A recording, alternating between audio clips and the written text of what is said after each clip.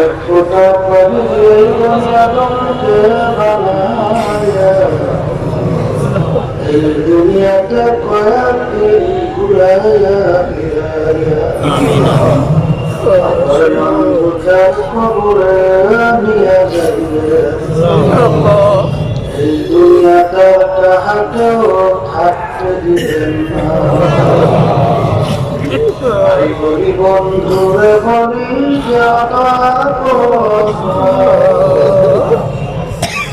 ভাবিয়া চিন্তা করিয়া দেখিলাম মৌলা ওই অন্ধকার কবরে আপনি ছাড়া কেহ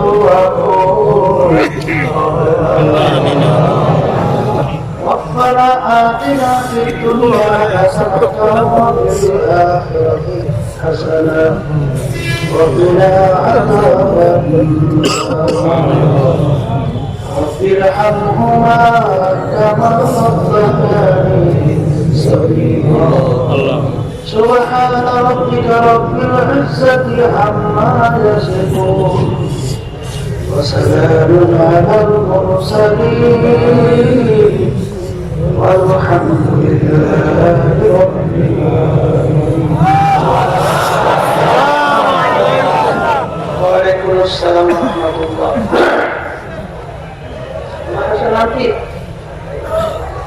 আলহামদুলিল্লাহ বাইতুল কারিম মাদ্রাসা থেকে 17 জন ছেলে হাফেজ হয়েছে বলেন আলহামদুলিল্লাহ 17 জন পাঠিয়ে দেওয়া হয়েছে।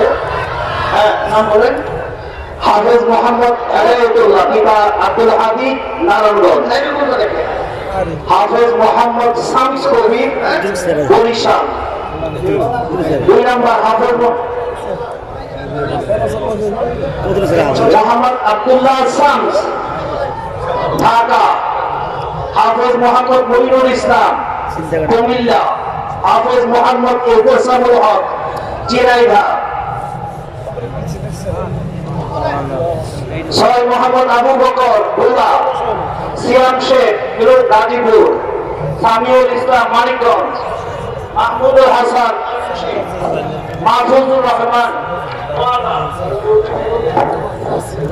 নাজমুল হুদা চুয়াডাঙ্গা, সুলতান মাহমুদ কুমিল্লা, আশিকুর রহমান রংপুর, একরামুল ইসলাম কুড়িগ্রাম, মাহবুবুর রহমান ময়ূর,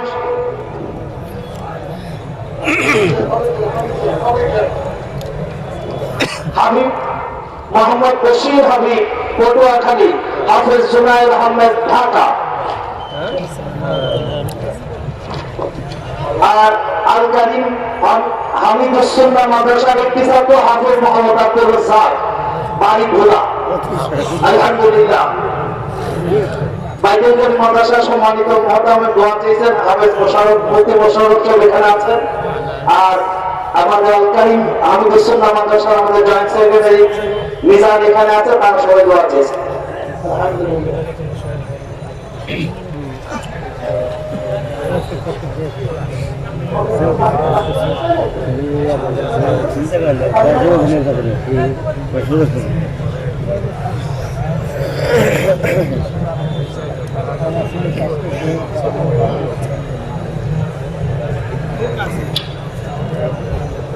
আলহামদুলিল্লাহ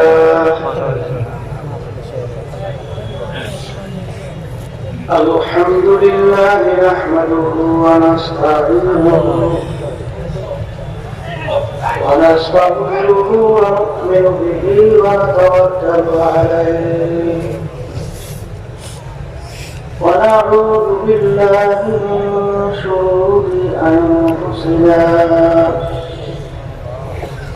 من يهده الله فلا مضل له ومن يضلله فلا هادي له ونشهد أن لا إله إلا الله وحده لا شريك له ونشهد أن محمدا عبده ورسوله أما بعد فأعوذ بالله من الشيطان الرجيم بسم الله الرحمن الرحيم كل نفس ذائقة الموت صدق الله العلي العظيم সবাই দূরে শুরু করি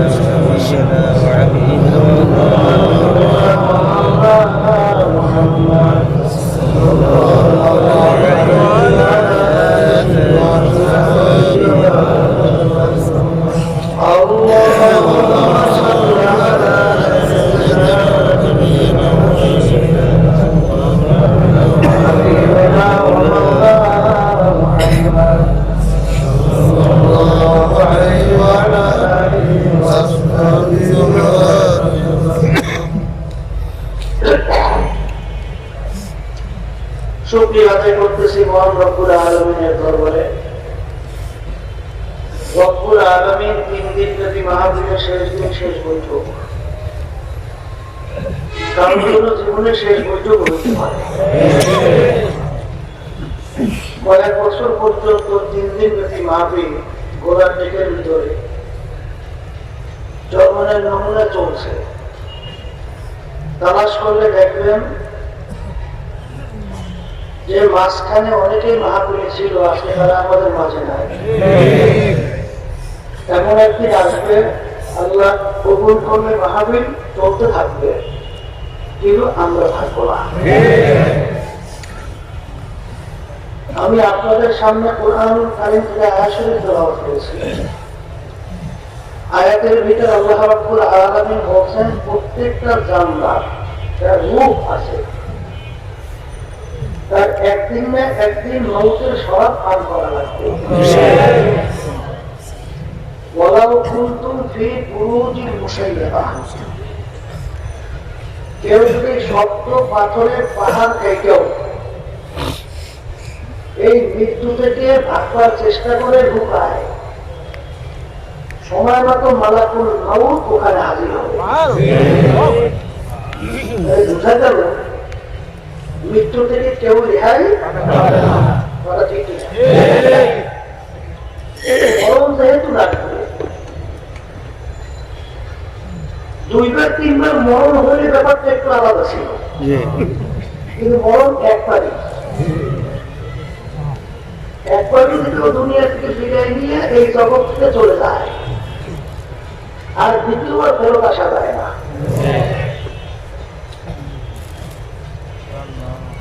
দুনিয়ার যে কোনো কাজের ভিতরে 5 বার 10 বার যদি কেউ উঠবে, আবার ওই কাজের ভিতরে চেষ্টা করলে জিতবার আশা আছে। কিন্তু একবার যদি দুনিয়া থেকে বিদায় নিয়ে কবরে দিয়ে চলে বসে, আর দ্বিতীয়বার দুনিয়াতে এসে জিতবার আশা। আর দুনিয়া মাজরাতুল আখিরাহ, আর এই দুনিয়াটাই হলো এই জগতের কথা বলা হলো যে একবার রওনা করে চলে গেলে ফেরত আসা যায় না। ওই জগতের সম্পদ দুনিয়ায় থাকা অবস্থায় কামাই করা, পরেই রওনা করতে হবে। এই 3 দিন ব্যাপী মাহফিল আমার অনেক ভাইরা, আমার অনেক মুরব্বীরা, আমার অনেক যুবকরা, আমার অনেক পর্দারা করে মা বলে এই মাহফিলকে বাস্তবায়নের জন্য রাত্র দিন বলতে গেলে ঠিক মতো খাবারও ঠিক মতো সময় মতো খাইতে পারে। উদ্দেশ্য কি? এই মাহফিল থেকে খুব বড় অঙ্কের টাকা নিয়ে তার বাড়িতে যাবে, এই উদ্দেশ্য? হ্যাঁ, বরং তো তালাশ করলে দেখবেন বহুত নিজেদের পকেটের টাকা খরচ করিয়া এই মাহফিলের আয়োজন দিয়েছে। কারণ কি? আমার আপনাদের রহমাতুল্লাহ আলাইহি বলতেন যে এই যে মাহফিলের ব্যবস্থা, দেখবেন অনেক আল্লাহর বান্দারা পাগলের মতো মাহফিলে ছুটে চলে আসছে। আবার আশেপাশে দেখবেন অনেকে বিভিন্ন এবার কেনাকাটায় ব্যস্ত, কেউ টেলিভিশন খাইয়া বিভিন্ন হারাম কাজের ভিতরে লিপ্ত আছে, বিভিন্ন মদের আড্ডায় সুরের আড্ডায় চিত্ত বিনোদন, এক কথায় সবচেয়ে আম্মাকে খুশি করার জন্য বিভিন্ন হারামের ভিতরে লিপ্ত। তারা কিন্তু সুযোগ ছিল আসতে পারত, আসে না আসার কারণ হিসেবে আপনাদের রহমাতুল্লাহ বলতেন বুঝের অভাব।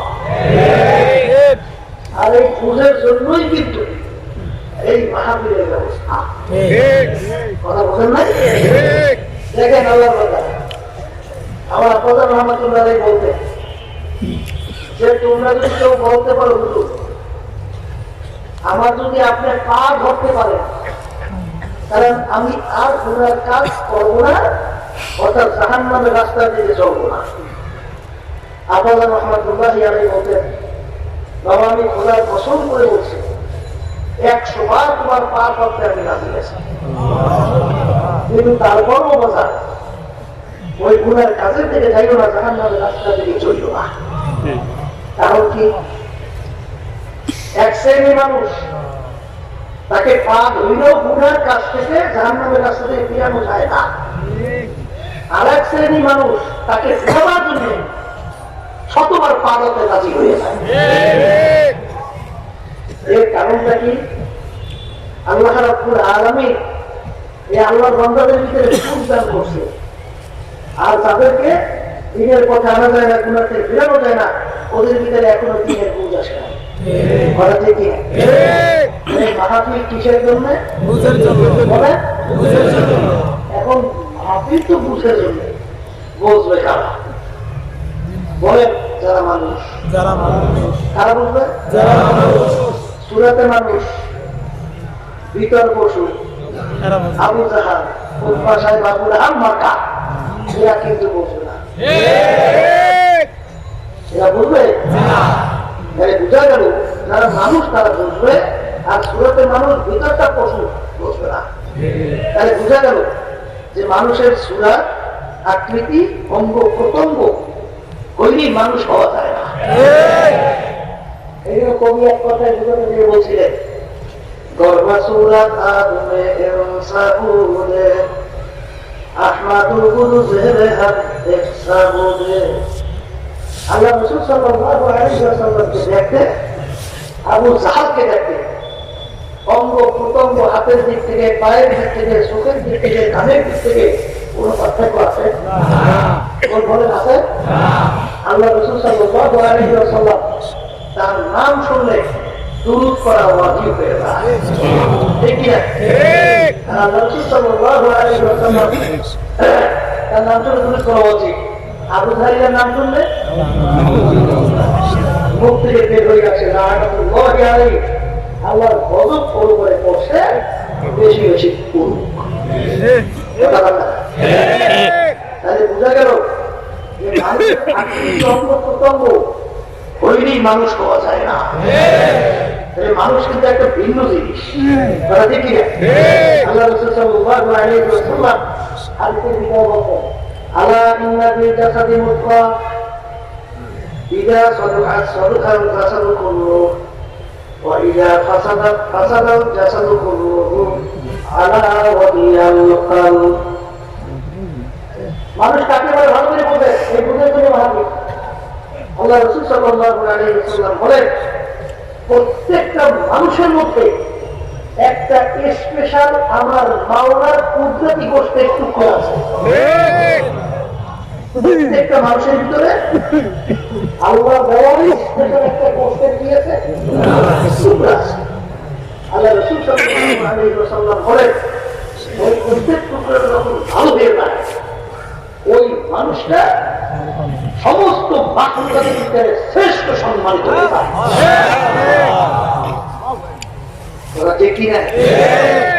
সেই জায়গায় আল্লাহর নৈকট্যের ফেরেশতা জিবরাইল আমিন পৌঁছতে পারে না, সেই জায়গা পর্যন্ত এই মানুষ পৌঁছে যায়। বুঝছে না?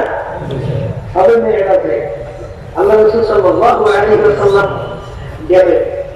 এই আল্লাহ নবী সাল্লাল্লাহু আলাইহি ওয়াসাল্লাম মাকামে ইব্রাহিমে আল্লাহর ঘরের পাশে দেখছেন না মাকামে ইব্রাহিম, ওখানে আল্লাহ নবী ঘুমাই আছে। মিকাইল আলাইহিস সালাম আসছেন, হযরত মিকাইল আলাইহিস সালাম আইসে বোরাক নিয়ে বলতেছেন ইয়া রাসূলুল্লাহ হাবিবাল্লাহ, বোরাকের মধ্যে ওঠে আল্লাহর হুকুম আসছে আপনাকে সঙ্গে মেয়েরাজ দেখতে হবে। ভালো কথা। আল্লাহ রাসূল সাল্লাল্লাহু আলাইহি ওয়াসাল্লাম উঠলেন, জিবরাইল সাল্লাল্লাহু আলাইহি ওয়াসাল্লামের সঙ্গে গেলেন।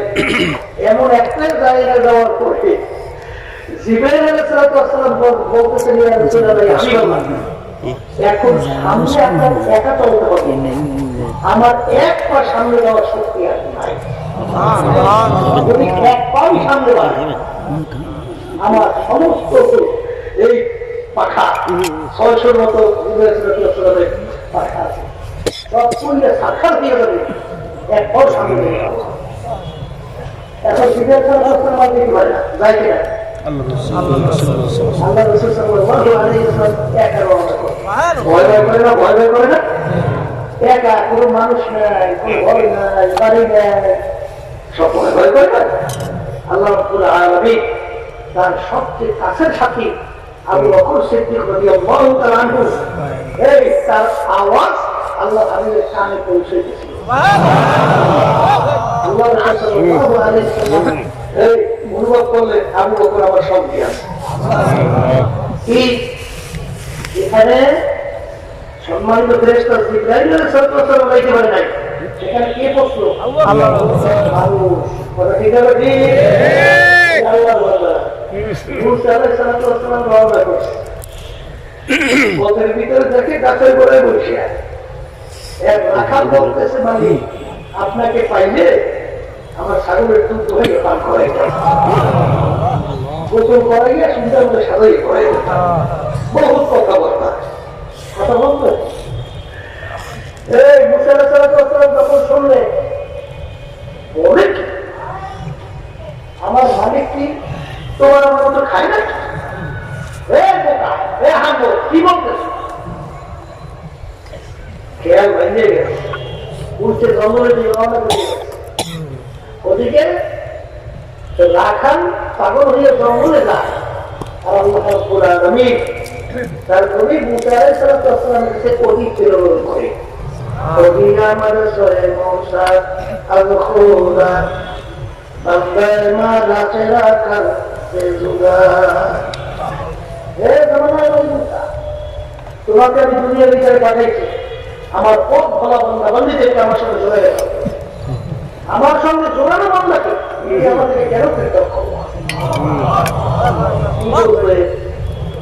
নবী পর্যন্ত খবর রাখতে পারে না, সাধারণ একজন রাখা, তার সঙ্গে আমার মাওলার জীবনে কি সম্পর্ক?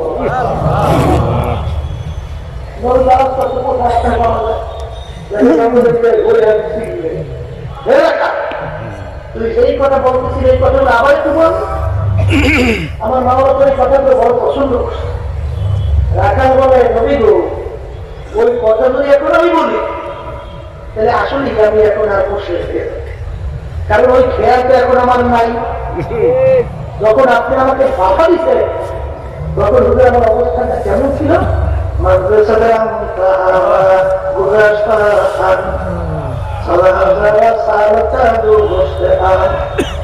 আমি সিদরাতুল মুনতাহা পার হইয়া আল্লাহ রাব্বুল আলামিনের ৭০,০০০ নূরের পর্দা চতুর্পাশে ঘটতেছিলাম, আল্লাহর সাথে দেখা হবে।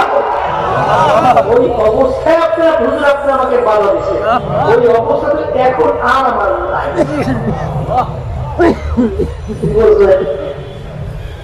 বুঝতে গেল একটা সাধারণ লাখানের সঙ্গে আল্লাহর সঙ্গে গোপন কি সম্পর্ক, কি বলতে? হ্যাঁ, এই জন্য দেখবেন জিবরাইল আলাইহিস সালাম আসছে, আল্লাহ রাসূল সাল্লাল্লাহু আলাইহি ওয়াসাল্লাম নামাজের সূরাতে বসা। কোন সূরাতে? সাহাবায়ে কেরামরা বলতেছে,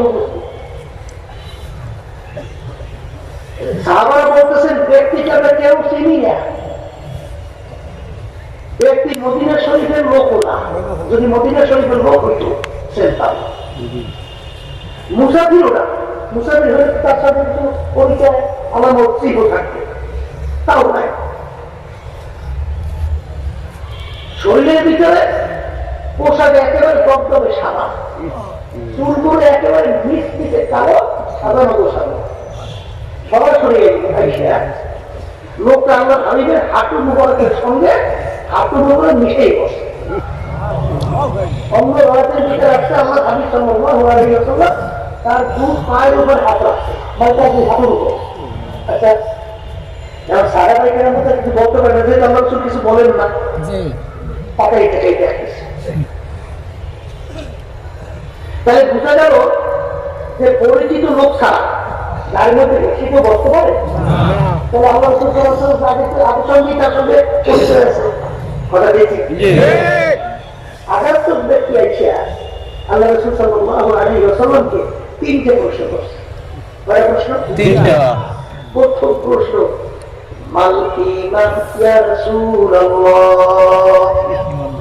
হুজুর ঈমান কাকে বলে? আল্লাহ রাসূল সাল্লাল্লাহু আলাইহি ওয়াসাল্লাম বলেন, শাহাদাতু লা ইলাহা ইল্লাল্লাহ ওয়া শাহাদাতু আন্না মুহাম্মাদান আবদুহু ওয়া রাসূলুহু, শাহাদাতু লা ইলাহা ইল্লাল্লাহ মুহাম্মাদুর রাসূলুল্লাহ। এই বলে নাম ঈমান। মাল ইসলাম ইয়া রাসূলুল্লাহ, দ্বিতীয় প্রশ্ন, ও যখন নাকি বললেন আল্লাহ রাসূল সাল্লাল্লাহু আলাইহি ওয়াসাল্লাম উত্তর দেন সালাত ইয়া রাসূলুল্লাহ, হুজুর আপনি সত্যই বলছেন। সাহাবায়ে কেরাম বলতেছেন, আমরা আরো আশ্চর্য হয়ে গেলাম। প্রশ্ন করে জানার জন্য আল্লাহ রাসূল সাল্লাল্লাহু আলাইহি ওয়াসাল্লাম উত্তর দেবেন। প্রশ্নকারী বলেন, হুজুর আপনি ঠিকই বলছেন। ওর অর্থ কি? বুঝে গেল প্রশ্নকে আগে থেকেই জানে, ঠিক না? তৃতীয় প্রশ্ন, ইসলাম কাকে বলে হুজুর? আল্লাহ রাসূল সাল্লাল্লাহু আলাইহি ওয়াসাল্লাম নামাজ রোজা সব দিন আমলের কথা বলেন, সদা ক্রিয়ার উপর কত কথা বলছেন, আমরা আশ্চর্য হয়ে গেলাম। তিন নম্বর প্রশ্ন, মান ইহসান ইয়া রাসূলুল্লাহ, হুজুর ইহসান কাকে বলে? আল্লাহ রাসূল সাল্লাল্লাহু আলাইহি ওয়াসাল্লাম উত্তর দেন, আনতা আবুদাল্লাহ কাআন্নাকা তারাহু ইন লাম তাকুন তারাহু ফাইন্নাহু ইয়ারাক। এমন ভাবে তোমরা আমার মাওলার ইবাদত করো গোয়াকে মনে হয় যেন আল্লাহকে দেখতেছো। অতটা কি গোয়াকে মনে হয় যেন আল্লাহকে দেখতেছো। ওই অবস্থা যদি ভিতর তৈরি না হয়, তাহলে এই খেয়াল করো, আমার মালিককে যদি আমি না দেখি, আমার মাওলা তো আমাকে দেখে।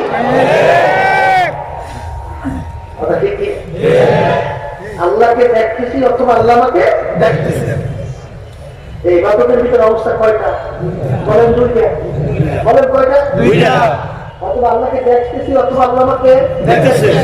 আল্লাহকে দেখতেছি অথবা আল্লাহ আমাকে দেখতেছে। ঘটনা আছে না নাই? কথা কন আছে। কি আছে? আলী রাদিয়াল্লাহু তাআলা আনহু যুদ্ধের ময়দানে পায়ের ভিতরে তীর ঢুকে এমন বিষাক্ত, আর কাছেও নেওয়া যায় না, ধরে চিল্লে দেখা। আল্লাহ রাসূল সাল্লাল্লাহু আলাইহি ওয়াসাল্লাম বলেন, আমি যখন নামাজের ভিতর দাঁড় হয়ে যাবে তখন তীর খুলে দেবে। এটা কিন্তু বলবার জিনিস। চালাকি দুষ্টামি ফাজলে মিলে এক ভিন্ন জিনিস, আর বোঝা কিন্তু আরেকটা জিনিস।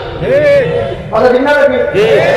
আমি যদি নামাজে দাঁড়াই কি করবে মানে এর আগে তিন হাতের কাছেও নেওয়া যায় না, ধরে চিনলেই হোক। আমি যদি নামাজের দিকে যাবে তীর ধরে টানে, আমি যদি খবর না তীর ধরে টাইমে করতে পারে না, তার দিয়ে কম নেই। তারপর খাওয়াইতে হবে ঠিক হচ্ছে, খবর নাই। আমার বিয়ে হওয়ার পরে দেখে রক্ত বেরিয়ে দিয়েছে, তীর জায়গায় নেই। আমার তীর গুলো কোথায়? যখন নামাজে ছিলেন তখন তীর খুলে পড়ে। কেমন নামাজ পড়ছেন? আপনার কেমন নামাজ পড়ি বুঝবেন কিছু? হ্যাঁ, সেই কথা বলতে আসি। যে আল্লাহ রাব্বুল আলামিন দুনিয়ায় থাকা অবস্থায় এক শ্রেণী মানুষ এমন আল্লাহর নৈকট্যে পৌঁছে যায় যে মাখলুকাতের ভিতরে সম্মানিত হয়ে যায়। মনে করে ঠিক আরেক শ্রেণী মানুষ আবু জাহাল মার্কা উৎমা সাহেব আবু জাহাল মার্কা, যাদের নাম শুনলে পোকা পর্যন্ত সহ্য করতে পারে না।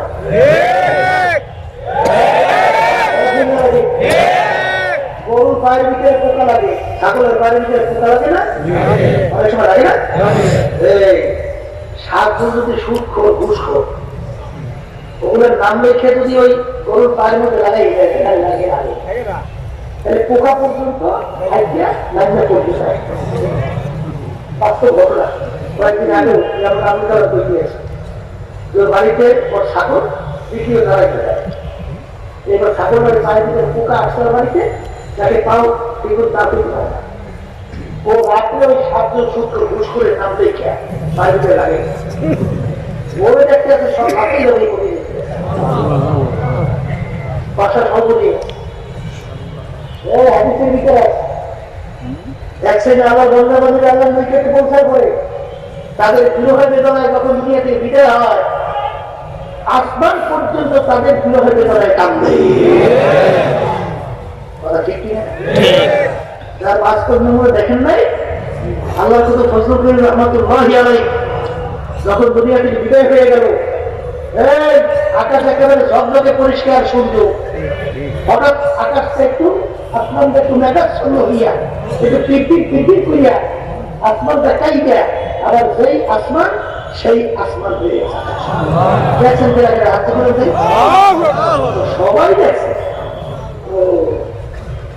দেখে যে হাদিসের ভিতরে আল্লাহ রাসূল বলছেন যে তাদের বিরহের জন্য কি কান্দে? আসমান পর্যন্ত কান্দে।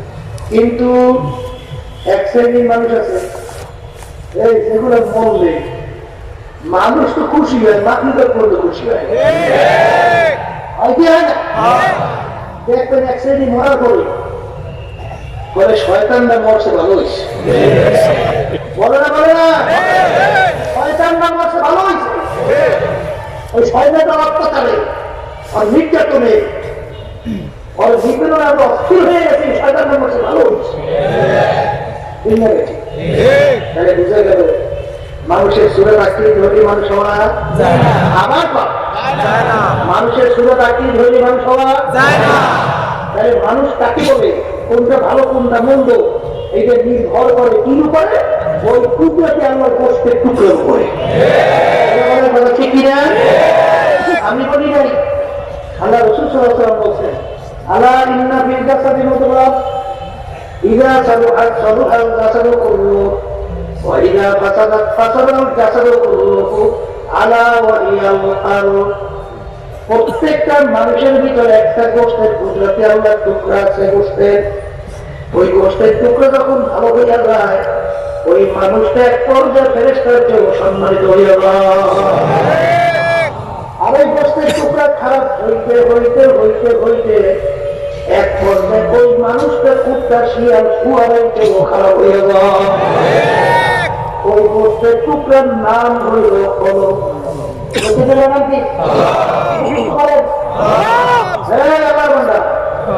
এখন বলেন যার কলম ভালো সবাই দুঃখ বলেন সে ভালো ভালো, যার কলম খারাপ সে খারাপ মানুষ। আর পাগলামি করে না যাই করে কলম ভালো না কই কেউ যদি দুনিয়া থেকে বিদায় নিয়ে কবরে যায় আর কিয়ামতের ময়দানে আল্লাহর সামনে হাজির দেয় বেহেশতে যাওয়া যাবে না। এটা আমি বলি নাই, আল্লাহ রাব্বুল আলামিন কোরআনুল কারীমের মধ্যে আগে জানাই গেছে। কি জানাইছে? ইল্লা মান আতাল্লাহা বিকলবিন সালিম। সুস্থ পরিচ্ছন্ন ভালো কলম ছাড়া আমার বেহেশতে জায়গা হবে না। কে বলছেন? আমার মুখ খুলে বলে মুখ খুলে বলে তাহলে কলম ভালো কইলেই দুনিয়া থেকে বিদায় নেওয়া আসবে। কথা ঠিক না?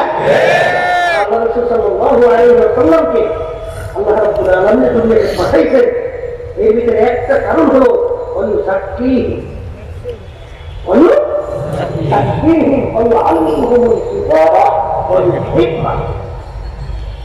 এর ভিতরে একটা হলো আল্লাহ রাসূল সাল্লাল্লাহু আলাইহি ওয়াসাল্লাম তার উম্মতদের কলবকে পরিচ্ছন্ন করবে, পরিষ্কার করবে।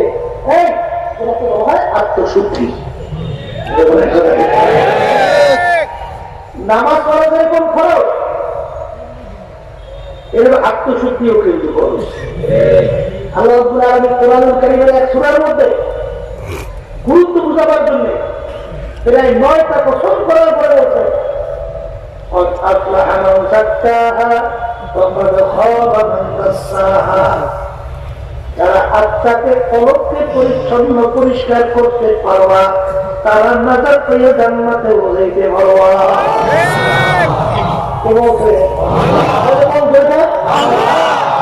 আত্মাকে পবিত্র করতে পারবা তারা ধ্বংস হয়ে জান্নাতে চলে যাবা। কোথায় যাবা? জান্নাতে চলে যাবা। এই জন্য আমরা বাচ্চাদেরকে বলবো, মানুষের সুরত আকৃতি হইলে মানুষ হওয়া যায় না, ঠিক কিনা? এটা কি আমরা একমত? একমত যদি হয়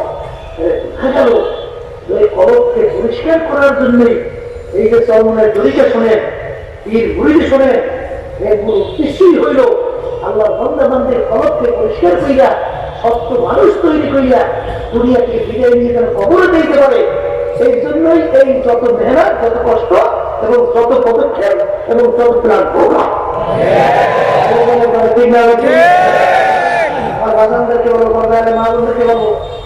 বর্তমানে কিন্তু একদল হয়ে গেছে, এরা কিন্তু আত্মশুদ্ধি তো নিজেদের মধ্যে নাই এবং আত্মশুদ্ধির ব্যাপারটা ডাইরেক্ট অস্বীকার করে।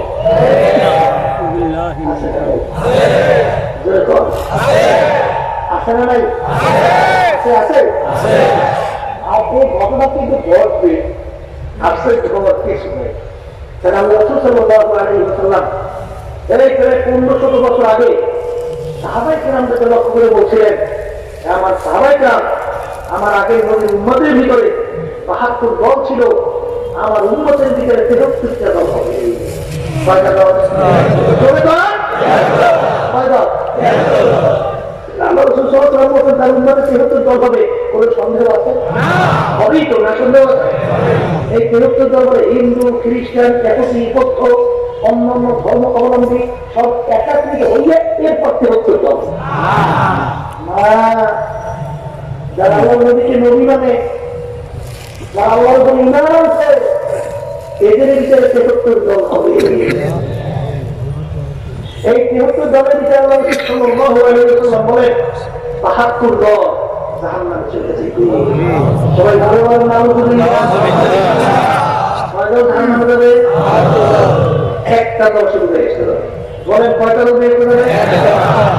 এই কথা আমি বলছি? আল্লাহ রাসূল সাল্লাল্লাহু আলাইহি ওয়াসাল্লাম শুনে গেছে। সাহাবায়ে কেরাম প্রশ্ন করলেন, ইয়া রাসূলুল্লাহ, ইয়া হাবিবাল্লাহ, ৭৩ দল যদি আপনার উম্মতের মধ্যে হয়, এর ভিতরে ৭২ দল যদি জাহান্নামে, একটা দল বেহেশতি হয়, কোন দল বেহেশতি হবে তার পরিচয় কি? আল্লাহ রাসূল সাল্লাল্লাহু আলাইহি ওয়াসাল্লাম পরিষ্কার হাদিসের ভিতরে পরিচয় দিয়েছেন, মা আনা আলাইহি ওয়া আসহাবি, আমি এবং আমার সাহাবায়ে কেরাম। মুখস্থ করেন, আল্লাহ রাসূল সাল্লাল্লাহু আলাইহি ওয়াসাল্লাম বলেছেন, আমি এবং আমার সাহাবায়ে কেরাম সেই পথ, সেই মত, সেই নীতি, সেই আদর্শ, সেই সূরত, সেই সিরাত, সেই আকীদার মধ্যে আছি। কিয়ামত পর্যন্ত যারা এই নিয়মের ভিতরে থাকবে তারা নাজাত পেয়ে জান্নাতে যাবে। আল্লাহ সুবহানাহু ওয়া তাআলা আমি বলেন, সাহাবায়ে কেরাম বলেন, আমি বলেন। এই দল শুরু হয়ে গেছে, একদল কিন্তু বের হয়ে গেছে। সাহাবায়ে কেরামদেরকে নিয়ের হক মানা যাবে না, মানে হকের মাপকাঠি তাদেরকে দেখে তাদের অনুকরণ করা যাবে না। জোরে বলেন নাউযুবিল্লাহ। এই কিন্তু বাইরে শুরু হয়েছে দল, ঠিক না? এই সাহাবা কাদের কি বলে? ইমান সহকারী বলে, সচক্ষে আল্লাহ রাসূল সাল্লাল্লাহু আলাইহি ওয়াসাল্লামকে দেখছে তাদেরকে বলে সাহাবা। তাদের বলে কি ওদের সংখ্যা প্রায় 1.5 লক্ষের কাছাকাছি। কত? 1.5 লক্ষের কাছাকাছি। এই সাহাবায়ে কেরামদের আল্লাহ রাসূল সাল্লাল্লাহু আলাইহি ওয়াসাল্লাম বলছেন আমি সাহাবায়ে কেরাম এই দুনিয়া আল্লাহ রাসূল রাসূল যারা এটা ফলো করবে কথা বলছেন নাই দাদা? বর্তমানে কি একদম বেরোচ্ছে ইতিহাস করে যা সাহাবায়ে কেরামদের সমালোচনা করে এই বর্তমানে যে আমাদের প্রচলিত সমাজের ভিতরে ইতিহাস শিল্পঘাত ইতিহাসগুলো লেখক হইল খ্রিস্টান। বলেন নাই ঐতিহাসিক ভিত্তি নাই। অনেক সময় সবথেকে বলে সবথেকে আলোচনা করতেছি যারা আওয়ামী লীগ করে তাদেরকে যদি শেখ মুজিবুর রহমানের ইতিহাস লিখতে দেওয়া হয় ইতিহাসটা কেমন হয়? বুঝেন নাই? খারাপের না ভালো? যারা আওয়ামী লীগ লিখতে পারে না শূন্য গায়ে জোর হয় এদেরকে যদি শেখ মুজিবুর রহমানের ইতিহাস লিখতে দেওয়া হয় কেমন হয়? একই ব্যক্তির ইতিহাস দুই মনা দুই লোক দেখছে। একটা ব্যক্তি আসছে ভালোবার বাঙালি বাংলাদেশ জন্ম হয়েছে কথা বলবে, আর একজন ব্যক্তি আছে খারাপ বাঙালি আর বাংলার জন্ম হয়েছে বাংলাদেশে একজন কিন্তু দুজন দুর্মনা হওয়ার কারণে ইতিহাস কিন্তু সব করছেন বিপরীতমুখী কথা ঠিক। মুসলমানের বন্ধু না সব মুসলমানদের ইতিহাস কেমন হয়েছে? খারাপ হয়েছে। কবর করা সাহাবায়ে ইতিহাস হাদিসে নাই আছে।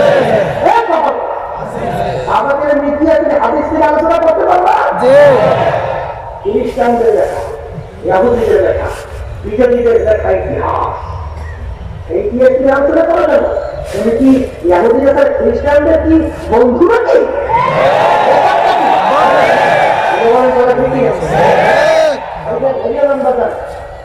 বাংলা কথা বলে যারা আওয়ামী লীগ করে আওয়ামী লীগের নেতারা যদি অন্যায় করে আওয়ামী লীগের লোকেরা মাইক নিয়ে রাস্তায় রাস্তায় ঘোষণা করবে আপনারা কে কোথায় আছেন বলতে আসে শুনে যান আমার নেতা কি কি অন্যায় কথা শুনে পারবো না কি বলতেছে এই যে বলবে বরঞ্চ যারা আওয়ামী লীগ করে তার নেতার দোষকে কিভাবে রেখে রাখবে এই জন্য ভালো হয়ে যায়। যারা বিএনপি করে তাদের নেতা যদি অন্যায় করে মাইক নিয়ে তার অন্যায় প্রচার করে না বরঞ্চ তার নেতার অন্যায় ঠিক না ঠিক? এই আল্লাহর বান্দারা সাহাবায়ে কেরাম আমাদের মুরব্বিরা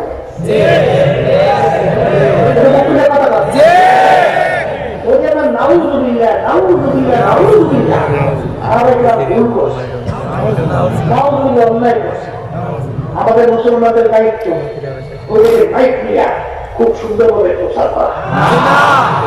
হ্যাঁ আমাদের কাজ না? আমাদের কাজ কি? আবার মুখে প্রচার করা আমাদের কাজ না? এই যে কাজের খ্রিস্টান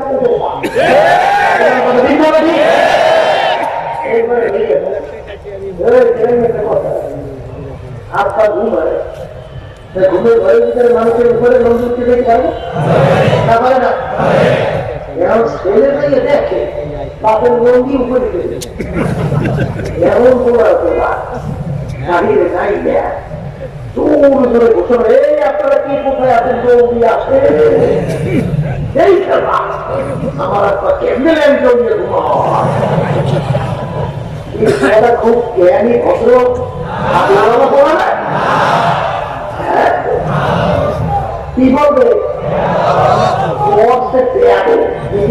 থাকতে পারে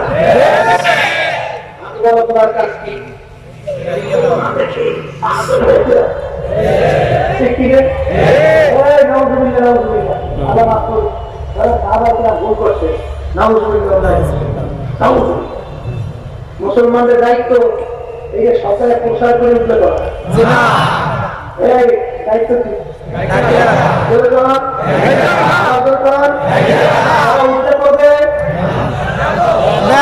মুসলমানদের বন্ধুরা সাহাবায়ে কেরামদের ওরা স্বাধীন না ওরা ইহুদি নাসারা খ্রিস্টান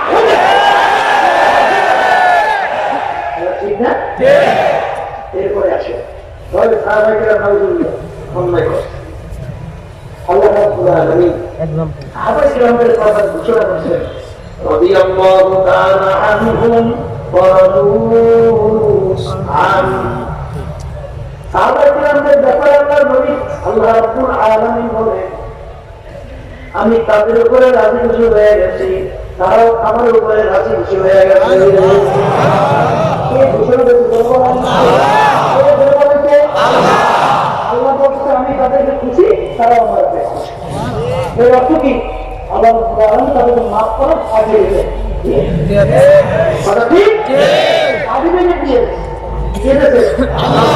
আল্লাহ তাদেরকে মাফ করে সার্টিফিকেটে খুশি হচ্ছে তুমি খুশি হইতে পারো না তুমি তাদের সমালোচনা করো তাহলে বুঝতে হবে তুমি মুসলমানদের বন্ধু না ইহুদি নাসারা খ্রিস্টানদের বন্ধু ঠিক আছে সে তো দেখি না আবার তাও গেছে এরা সাহাবায়ে কেরামকে মানে না তাবিঈনদেরকে মানে না তাহলে তাবিঈনদেরকে মানে না উলামায়ে মুতাকাদ্দিমিন মুতাওয়াক্কিলিন এখন কোন লোক মানে এই তাদেরকে মানে না এরা নাম দিয়েছে আমার বর্তমানে আহলে হাদিস আহলে হাদিস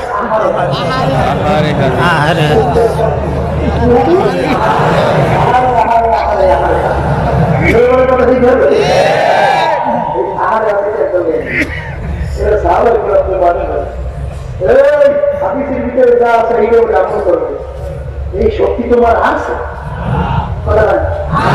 এই শক্তি তোমার আছে তুমি কেমনে করো আল্লাহ রাব্বুল আলামিন প্রত্যেক নামাজের ভিতরে আমাদের শিক্ষা দেয় তাই না শিক্ষা দেয় ইহদিনাস সিরাতাল মুস্তাকিম মাবুদ আপনি আমাদের সিরাতাল মুস্তাকিম দেখান সিরাতাল মুস্তাকিমে আপনি আমাকে চালান প্রত্যেক নামাজে বলেন না সিরাতাল লাযীনা আন'আমতা আলাইহিম কোন সিরাতাল মুস্তাকিম এখানে কিন্তু আল্লাহ শিক্ষা দেন নাই ডাইরেক্ট কোরআনের হাদিস ঠিক আছে আল্লাহ শিক্ষা দিয়েছে আল্লাহ কি করে সিরাতাল লাযীনা আন'আমতা আলাইহিম তুমি আমার কাছে দোয়া করো মালিক ওই পথে আপনি আমাকে চালান যেই পথে চলার পরে আপনার পক্ষ থেকে যাদের উপর আপনার নেয়ামত বর্ষিত হচ্ছে তাদের পথে আমাদেরকে চালান আল্লাহ এখানে গাড়ি শিখিয়ে দিচ্ছে যে মানে আপনার কোরআন হাদিসের পথে চলে বুঝেছি কি শিখতে শিক্ষা দিচ্ছে যে তাদের পথে আমাদেরকে চালান ওই পথে চলার পরে আপনার পক্ষ থেকে যাতে করে নেয়ামত বর্ষিত হয়ে যায় আমার কথা আমাদেরকে চালান কে শিখে দেবে ভালো করে বুঝবে আরে আমি সর্বদা ছোট নিজের তখন করছো আর তোমার পড়াশোনা চেষ্টা করতে আসো খ্রিস্টানদের এদের নিজেরা কাজ করছে এখন তাদের উপর আল্লাহ নেয়ামত বর্ষিত ভালো করে বুঝলেন আল্লাহ বলতে কোরআন কারীমের মধ্যে আমি বাঙালি বলতেছি তাদের উপর নেয়ামত বর্ষিত হচ্ছে মিনাল নাবিয়্যিনা ওয়াস-সিদ্দীকিনা ওয়াশ-শুহাদা'i ওয়াস-সালিহিন হাসুনা উলাইকা রাফীকা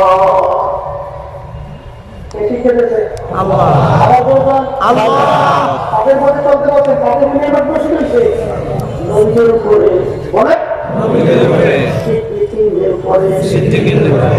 কিরামদের উপরে কিয়ামত পর্যন্ত হককারী উলামায়ে কিরাম আল্লাহ এই বদলাবেন উপরে আমার মাল ঘাটনে বসে হয়েছে কথা জানবাটা এই কখন পড়া হাদিসের আমল করা কেমনে এই কোরআন আয়াত একটা কোন যায়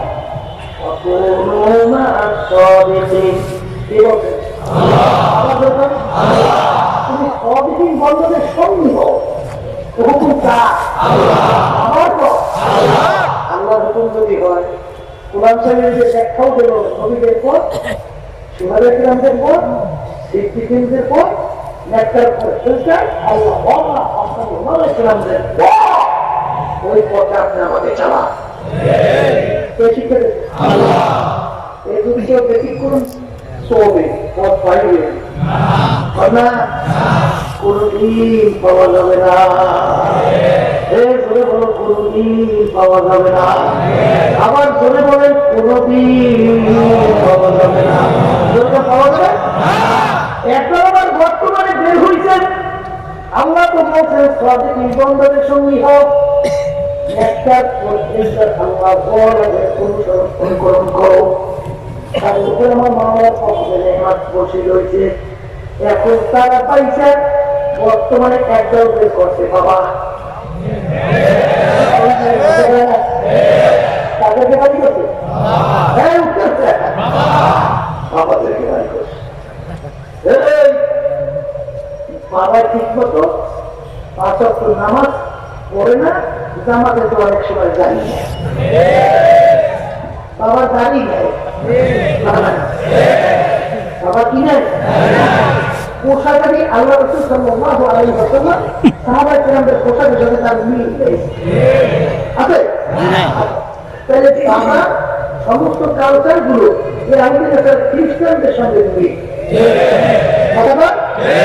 আল্লাহর হুকুম পর্দা করো বাবা তো যেসব মহিলাদের সঙ্গে দেখা দেওয়া যায় যায় তাদের সঙ্গে তো দেখা দেয় এবং তার স্বাধীনতাও একসঙ্গে বিপদ অবস্থায় বাবার দরবার আসা সম্ভব আসলে নাই এরপরে যখন নাকি হালত উঠায় হালত বলুন তো যত্ন রয়েছে যত্নে এখন মহিলা পুরুষ একাত্রে নাচা কথা করে এখন নাচার কথা কই দেয় এখন বলতে আছে এই মনের পর্দা বড় পর্দা বাইরের পর্দা উঠাও আর কি করে নাও তো দিলে বাইরে না আছে এরা আবার বাবার হাত করে মাথা মতো করে নাও তো উঠলে আবার নাউযুবিল্লাহ বাবার সামনে মাথা নামিয়ে নাউযুবিল্লাহ সেজদা দেয়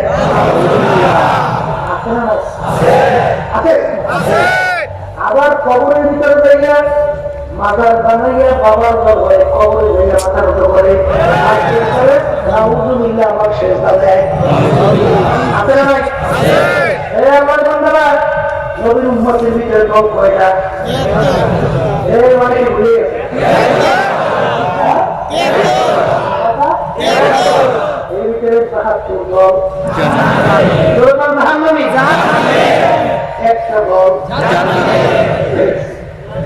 কোন দল মুখস্থ রাখেন আমি এবং আমার সাহাবারা বলেন কি বলতেছেন বলেন আল্লাহ রাসূল সাল্লাল্লাহু আলাইহি ওয়াসাল্লাম যেই পথগুলি আদর্শ আমলের মধ্যে আছে আমি যাদের এরকম হবে তারাই হাজার প্রিয় জান্নাতি কথা বুঝছি না আমি জিজ্ঞাসা করি বাবা আল্লাহ রাসূল সাল্লাল্লাহু আলাইহি ওয়াসাল্লাম সাহাবাদের সমস্ত ইতিহাস সব আমাদের সামনে একটা আইনের মধ্যে করছেন কথা কই বলছেন না আচ্ছা বলেন তো আল্লাহ রাসূল সাল্লাল্লাহু আলাইহি ওয়াসাল্লাম বড় পীর বলি কাউ কুতুব দুনিয়াতে আসছে আসবে আল্লাহ রাসূল সাল্লাল্লাহু আলাইহি ওয়াসাল্লাম সামনে সাহাবায়ে কেরাম কিছু হাজির করছে এরকম পাইছেন তো আচ্ছা পান নাই আল্লাহ রাসূল সাল্লাল্লাহু আলাইহি ওয়াসাল্লাম সামনে মাথা মতো করছে নাউযুবিল্লাহ করে আল্লাহ রাসূল সাল্লাল্লাহু আলাইহি ওয়াসাল্লাম কি সেজদা দিয়েছে পান নাই একটা উটনি আল্লাহ রাসূল সাল্লাল্লাহু আলাইহি ওয়াসাল্লাম সামনে একদিন সেজদা করছে সাহাবায়ে কেরাম বলতেন ইয়া রাসূলুল্লাহ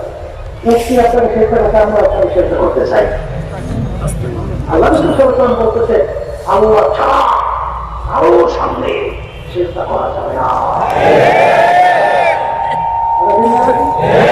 আল্লাহ রাসূলকে বড় প্রিয় অলি কাউকে দুনিয়ার রাস্তা নাই আসবে আল্লাহ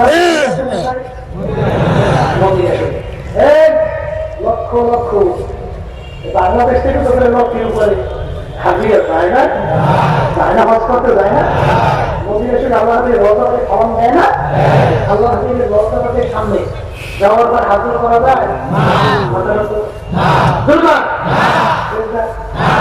ও কথা বলা যদি সরকারের বোঝা হয় আল্লাহ রসুলের সামনে হাত জোড়ো মাথা মতো চিন্তা করা না যায় এমন কোন বাবা আছে, এমন কোন বিদ্যা আছে যেই বাবা ফিরে এই ধরনের মধ্যে মাথা মতো খাদ্য চিন্তা করা যাবে সেই যে করবে ওটি একটা মুশরিক। জোরে কম, আবার জোরে কম।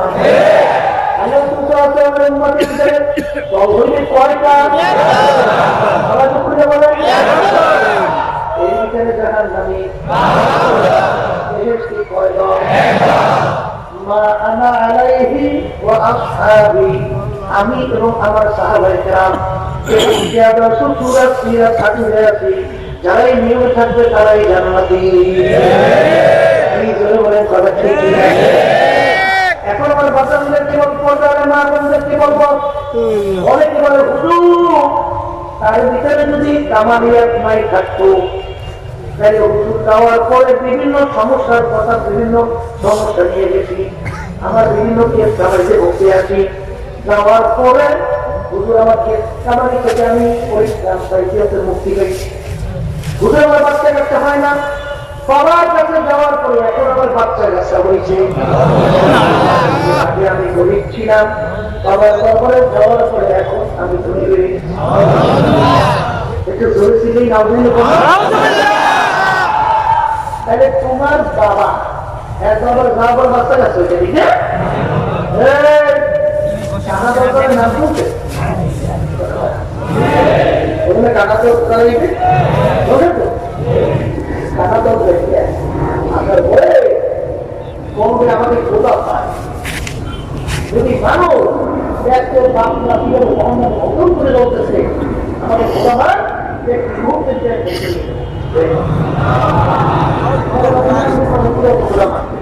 দেখে বাপমা আমাদের ভিতরে ইংরেজ দেখে আমাদের বলতে আসে সেই খোদা মানবে সঙ্গে সঙ্গে দেখে দেশের ভিতরে বাপমা আমাদের ভিতরে হাত সামনে করতে আসে। তোমার বাবা বড় হয়ে গেছে আমাকে খোদা মান যদি নামানো ফসলটা পুজো খাইয়ে দিবি আমাকে খোদা মানলে তোর ফসলের ভরপুর দিয়া টাকা ওভার নিয়ে করবে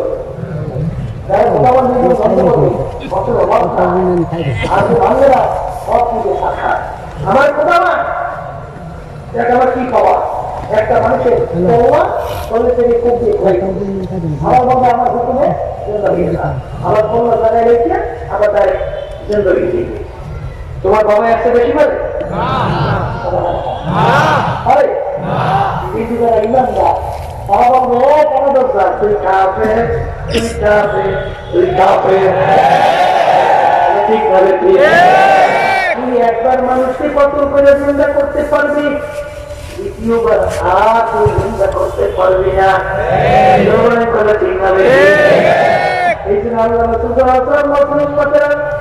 শেষ জমানার মধ্যে ইমানদারদের ইমানের উপরে এমন কষ্ট হবে চলন্ত একটা আগুনের কান্তা হাতের মুখের ভিতরে রাখতে যত কষ্ট হয় এর চেয়ে বেশি কষ্ট হবে ইমানদারদের ইমানের উপরে মজবুত থাকা।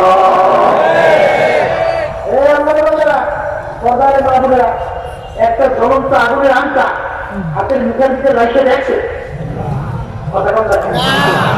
একটু কষ্ট হবে ইমানদারদের ইমানের উপরে মজবুত থাকা। কত কষ্ট হোক না কেন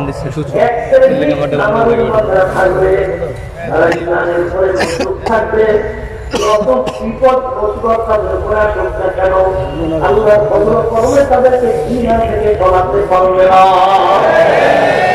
তাদের সংখ্যা হইবে এই একেবারে কম, তাদের সংখ্যা সংখ্যা নাকি কিন্তু যতক্ষণ সম্ভব না কেন আপনাদের বাদশা আকবর তিনি প্রতিষ্ঠিত করছিল না এই আবুল ফজল ওই জমানার ভিতরে সবচেয়ে বড় আলেম। বিনা নোক্তার হরুফ দিয়ে কোরআন কারিমে তাফসীর লেখে 30 পারা। অর্থাৎ নোক্তার কোনো হরুফ ব্যবহার করে নাই, এত বড় জানেন না পান্ডিত।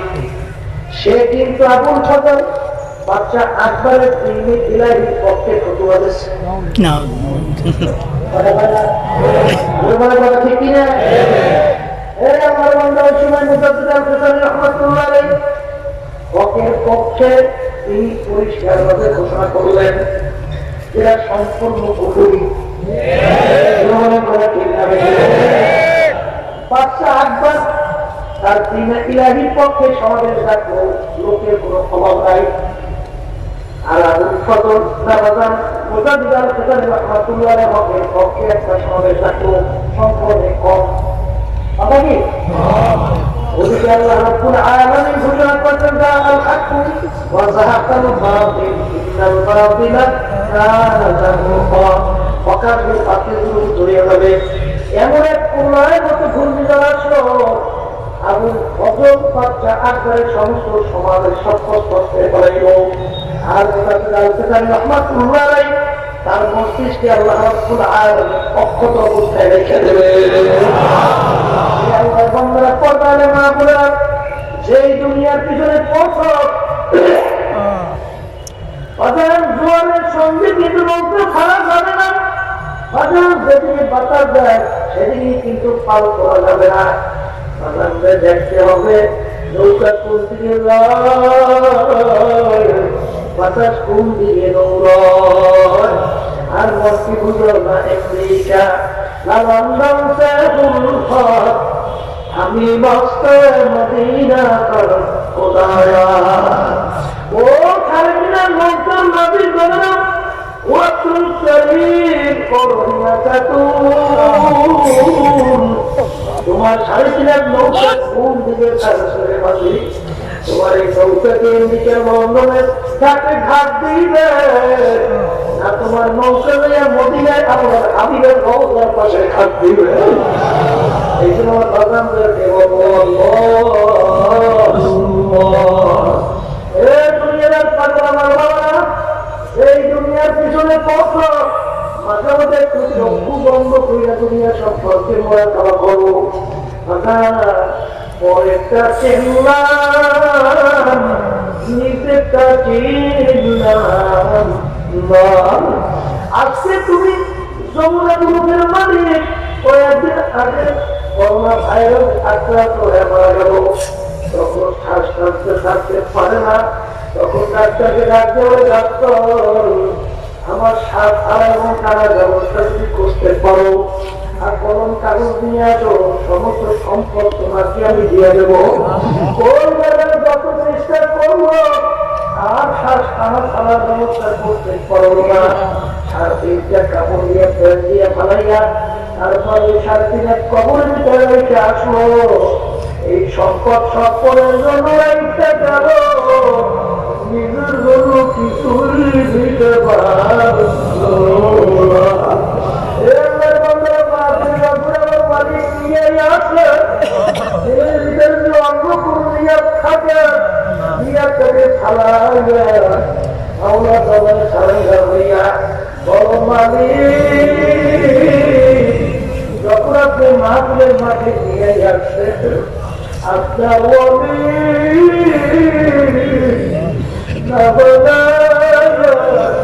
এখান থেকে আমাদেরকে ফেরত দিয়ে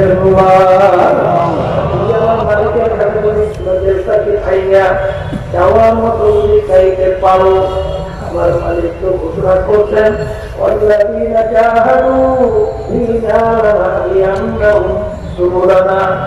যদি আমার কাছে তুমি যাওয়ার মতো চাও, আমাকে রাজনীতি উত্তর রাজনীতি করার জন্য আমার যদি আনতে পারো, আমি আমার পর্যন্ত পৌঁছার জন্য তোমাদের জন্য আমি বহুত রাস্তা খুঁজা দেব। তোমার আমার ধরবে না। ইউসুফ নবীকে বিবি জুলাইখা 7টা দরজার ভিতরে তালা মাইরা খেল। বাজারদের হওয়ার কোনো সুযোগ নেই, দুনিয়ার কোনো নিয়ম নাই, কোনো জ্ঞান জেনেও করে না। কিন্তু আল্লাহ তাওয়াক্কুল করে যখন দৌড় মারলো, আল্লাহ রাব্বুল আলামিন সাতটা দরজা তারা তার সাথে খুলে দিল।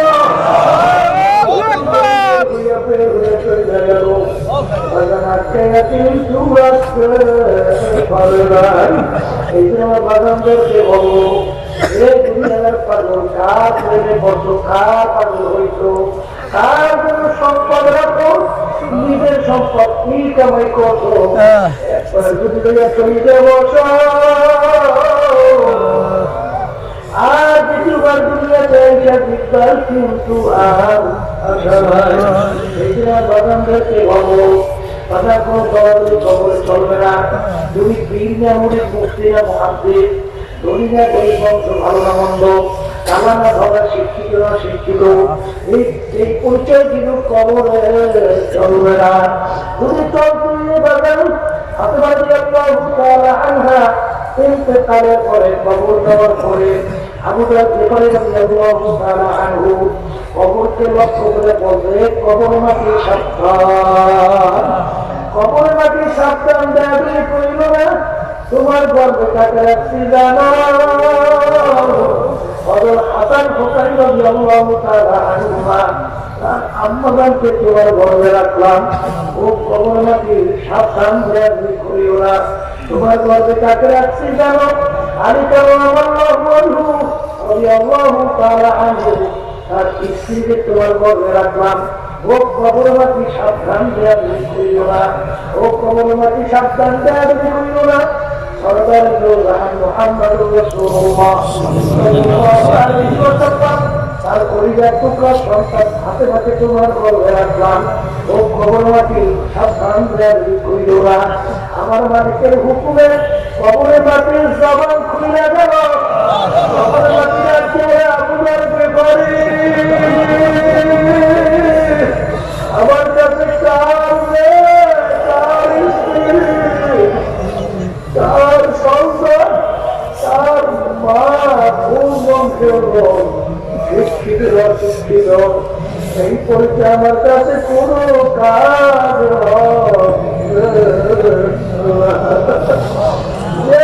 ভালো এই একমাত্র আমার কাছে ভালো ব্যবহার হবে, আর খারাপ আমি যদি আমার গর্বে আছে, আমি কবরে মাটি উল্টাতে এমন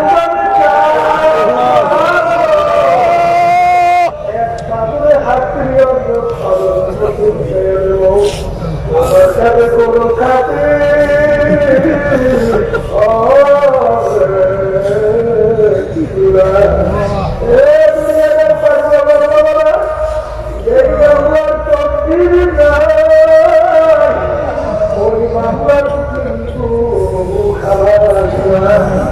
আমার কাছে দিয়ে পড়েন বলা একদিন পরে আমি যখন খবর আনা ওইটা ওইটা কতরে কাঁদবে হাতে আম্মা কাঁদবে। আমি আইসা বলে, হাবিজা তুমি কেন কাঁদবো, হাবিজা তুমি কাঁদবা থামাও।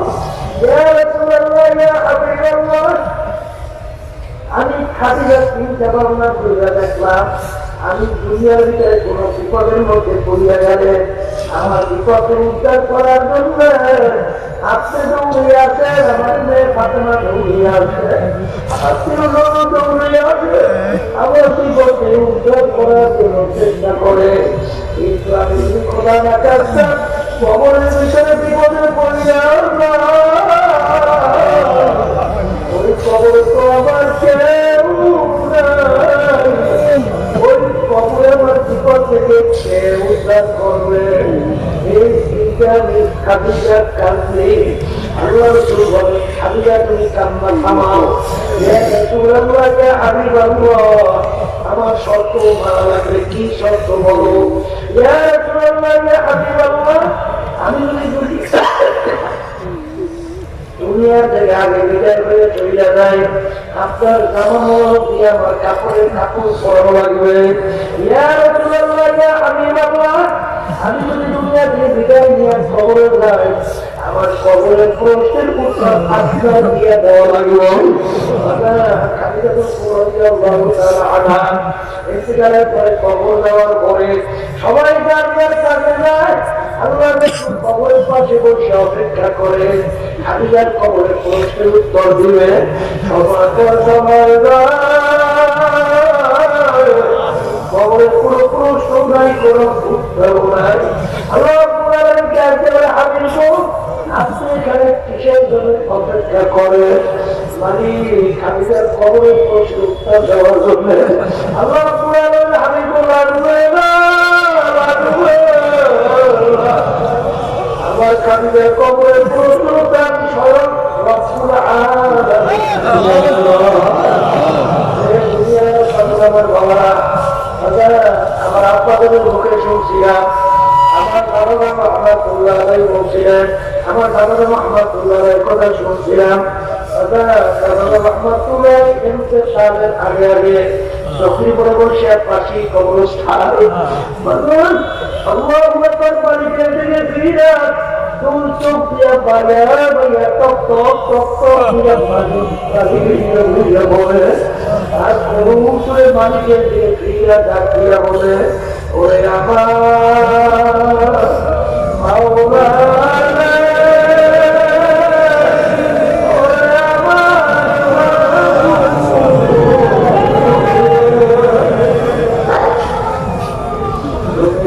আমাকে মামলাই করো, আমি একা কেমনে থাকবো ওই অন্ধকার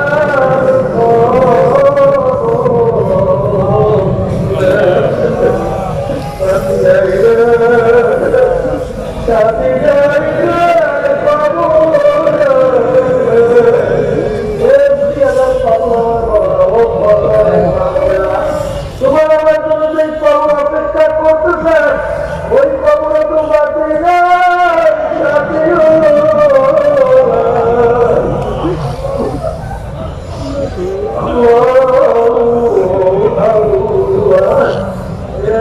দুনিয়ার আরো শেষ করতে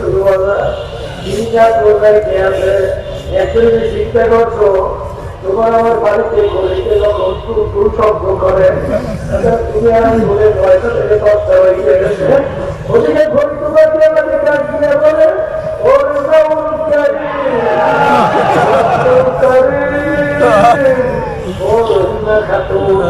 ওর মূল্যবান হায়াত থেকে একটা ঘন্টা চলিয়া গেল, আর কোনদিন আসবে না।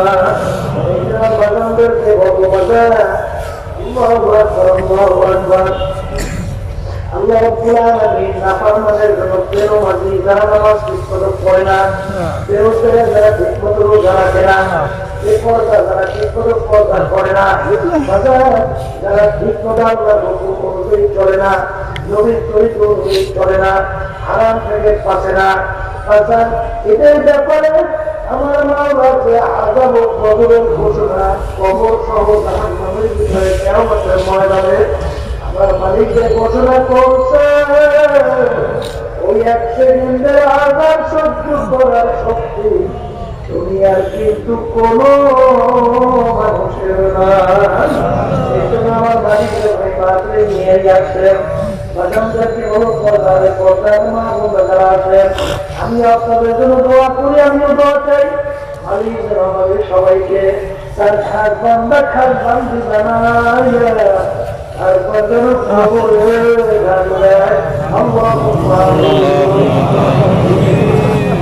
ঘরের নাম হাত কথা মনে করো এই ঘরে মারা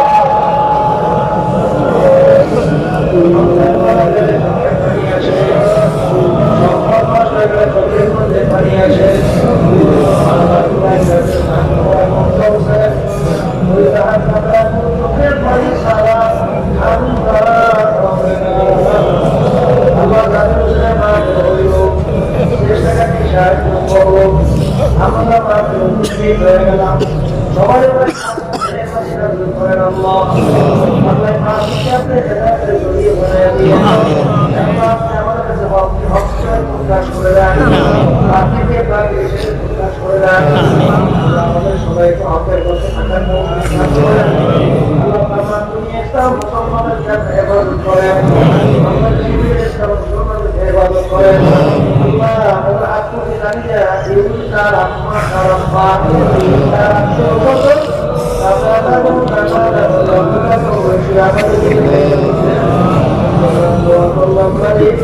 আমাদের সবাই আত্মীয় স্বজন সবাই সবকে বাজার করাই দিয়ে সবাই